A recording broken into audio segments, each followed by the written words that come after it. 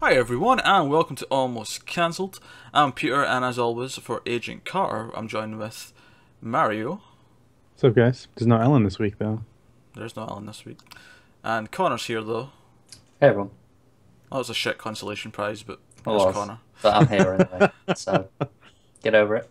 You'll get some hiccups and it'll be all cool. We're going to talk about Agent Carter Season 2, Episode 3. The episode is called Better Angels. And full spoilers for the episode, as we always do here when we review something. So, I think first up, I do want to say I enjoyed this more than the last two. Yeah. Yeah, I definitely. think before we even get to any plot details, I just kind of liked that it had more characters working together. Yep. Yeah, think- well, it helps that you have Dominic Cooper as Howard Stark in there. Yeah, he's good. Although it's kind of disappointing that they had a reason at the end of the episode for him to leave for several Yeah. episodes, Right. which kind of sucks. But no, even just it was like you had Stark, you had Carter, you had Jarvis, and you even had Sousa, like all working together in the lab trying to figure things out, and it felt like more of a team. And Yeah. I'm like, see if they actually built like a family of characters who worked like a Scooby Gang. And I always use that phrase because I always think of Buffy is the first thing I ever watched that had this kind of dynamic. But if they built that a little bit more, I think I would actually enjoy the show way more because this one was easily more. It flowed better. I thought it had more of a beat to it. Yeah, I mean, I think what Peggy was doing was also more interesting, too. It was much more fun. She's infiltrating this thing, and they're playing around with the old, like, since it's the 1940s, they're dealing with the fact that there's got a men's exclusive club. Yeah. I forgot what Jarvis said.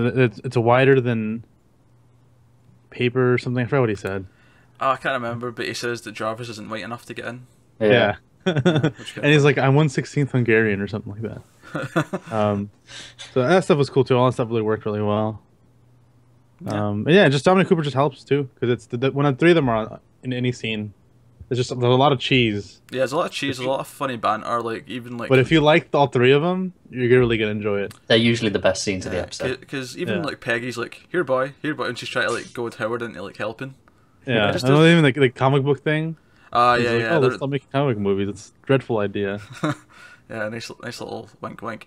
Actually, something I read as well. I didn't notice when I watched it, but Jarvis makes that like a intruder system alert thing, and he records his voice saying you are intruding on the premises or something to that effect. It's actually one of the first things you ever hear Jarvis say in the first Iron Man movie. Yeah, and then he says the line after that, like, "Oh, the hell of being a disembodied voice forever." Yeah, Yeah, so there's a lot of little meta winks in this one. yeah. It's cool. Yeah, so that was nice. As for the plot itself, I can't say I was expecting Force Ghost Wilkins. Well, we predicted he wasn't dead. Yeah, because Yeah. we checked on IMDb after he was listed for like all 10 episodes, so we're pretty confident he's going to be Yeah. around.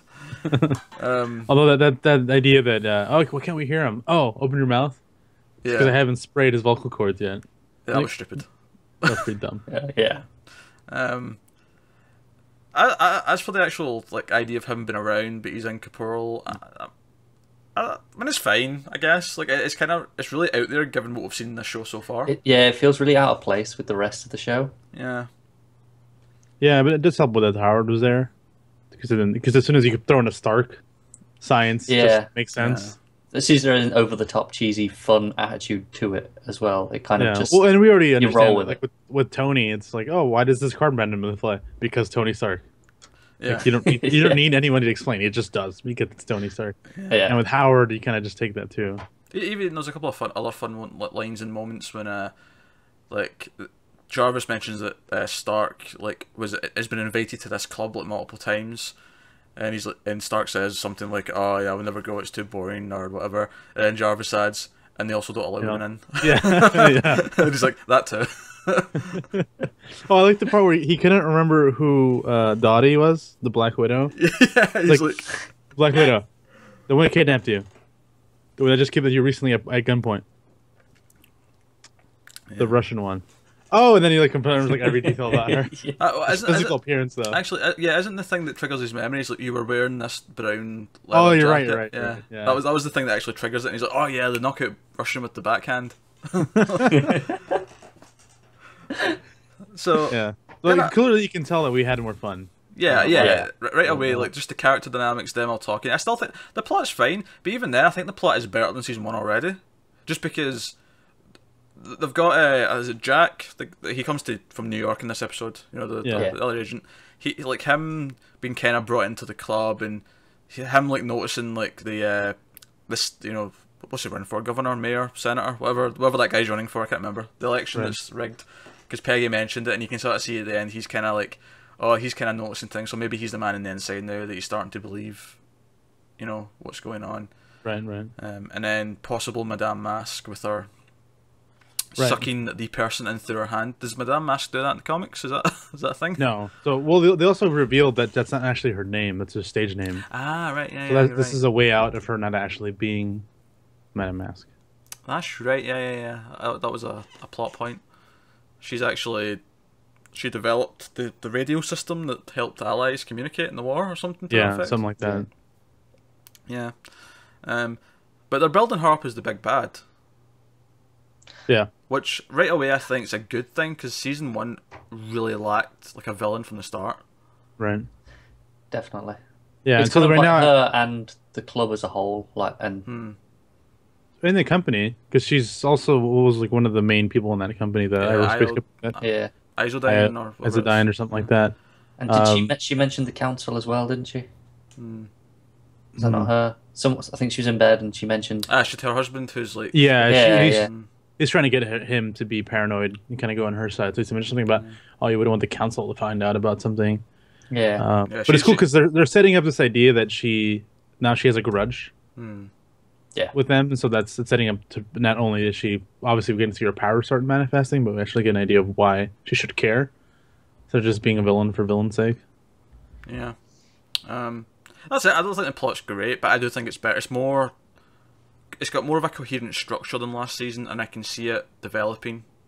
Even without the plot being great, if we got more of the character dynamics like we had in this episode, I wouldn't mind, because it's fun enough on that alone. Right. And that's kind of how we feel about last season, that we just hoped, if it wanted to go this route, that at least it could just... Like I mentioned, like iZombie is a perfect example of what I mean. I don't really care what the plot is, that, you know, what is the case of the week. I just want to see them do whatever they do. Yeah. And this could be that. And I wouldn't have a problem with that. Yeah, it's nowhere near as good as iZombie, but it could be that if it really sort of went down that road. Right. Yeah.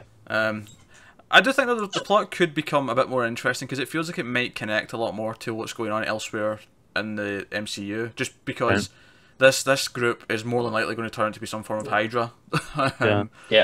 And obviously the material stuff kind of connects to Agents of S.H.I.E.L.D. and what that's been doing this season.